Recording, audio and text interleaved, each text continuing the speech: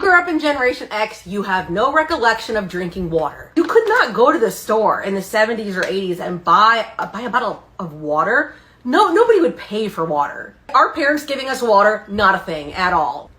I don't know what kind of childhood other members of my generation, Generation X, had, but I just want to be the one to tell all of you who are watching them on Instagram and TikTok or whatever, we had water, y'all. We had water everywhere. There were water fountains on the streets, water fountains in the hallways of school, water fountains in the parks. There were water fountains outside classrooms, outside the bathrooms. Not to mention, we had sinks and cups that you could take to the sink and put water in and drink.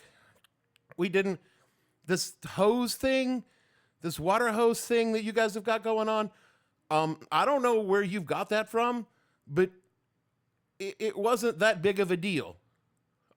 It just wasn't. Yeah, sometimes we drank from a water hose, but that was it. The only water drama that I had growing up is that in my house, we had one of those big Rubbermaid pitchers in the refrigerator that was full of ice cold water. And if I happened to drink all that water without refilling the fridge, sometimes my dad would get really mad, but usually he would just like get a cup and some ice from the freezer, fill that with water and drink it.